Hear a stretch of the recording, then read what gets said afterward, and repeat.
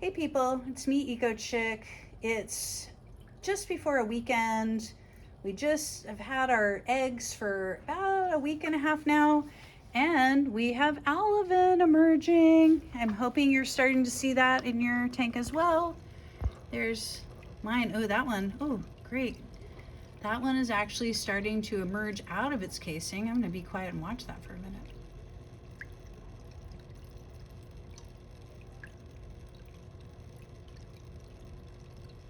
So fun. Okay, that's resting. It's got a little tired. So I'm noticing I've got quite a few alevin. There's at least 3 I can see. I've got one way over in the corner, hiding out over there. And so I just wanted to check in with you about ammonia levels. This is a time that when you start looking at the top of your water, there's not much, but do you see that foam starting to develop? Well, you may come in on Monday and it might be going crazy, like literally foaming up out of the top of your tank.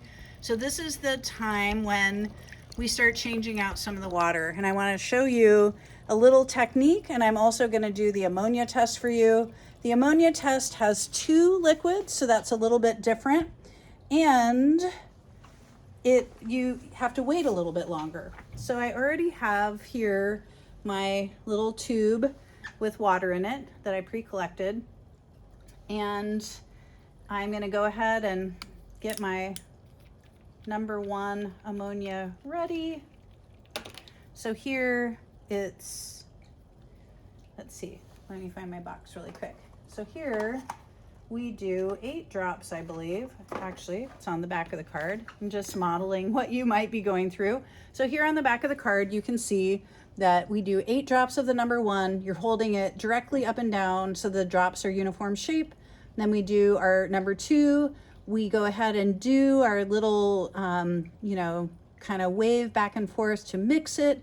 And then we wait a total of 5 minutes to see the color change. With our pH, it's immediate. With this, it's a waiting game. So just be ready for that. And I'm super curious since there's only a couple that have emerged. So here I go. 1, 2, 3, 4, 5, 6, 7, 8 uniform drops. And then I've got my number 2 here. Hard to undo it with one hand. Okay, I won't do that anymore.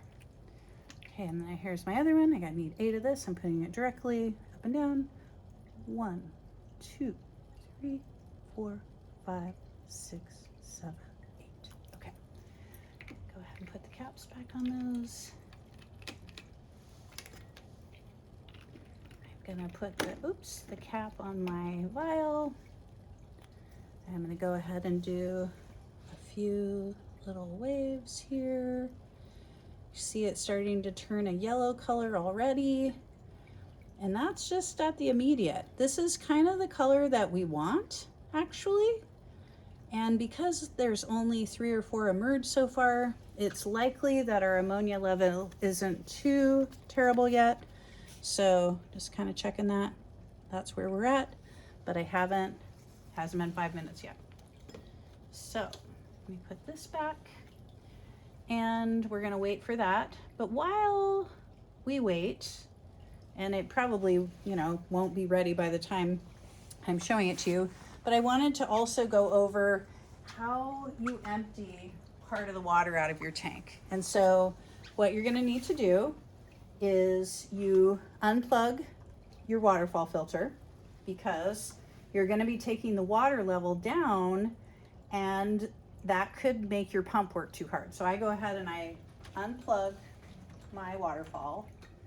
I put the cord out so I remember to plug it back in, and I'm going to even take this top back off to remind myself that I need to put more water in. Okay, so then from here, what I can do is I've got a bucket here. I have a 5-gallon bucket.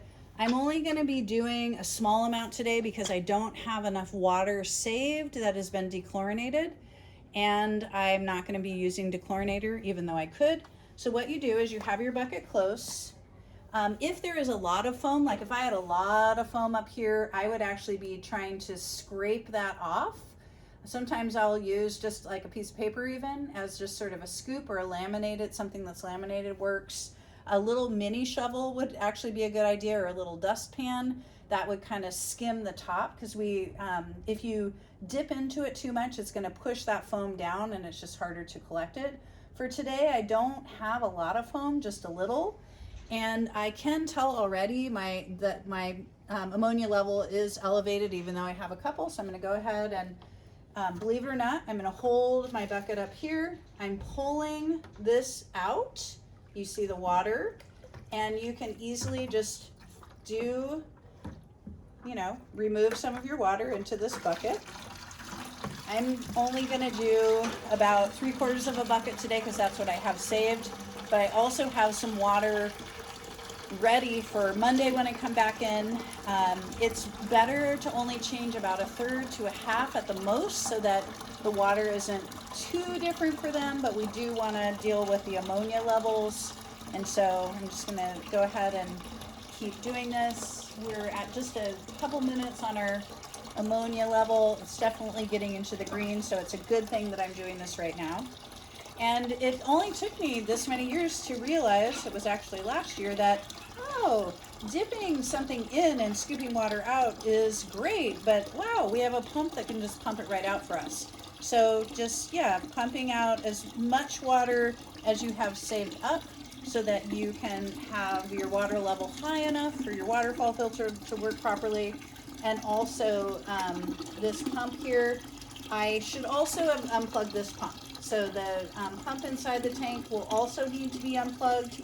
We don't want the water level to get down below where the top of this recirculation pump is. And so I'm just going to go ahead and not remove too much more water. And I'm kind of getting to the level that I have saved. And when you look at my tank, remember, it's twice as big as yours. So my level, even though I'm taking, part of a bucket out, my level doesn't really look very low because my tank is huge compared to yours.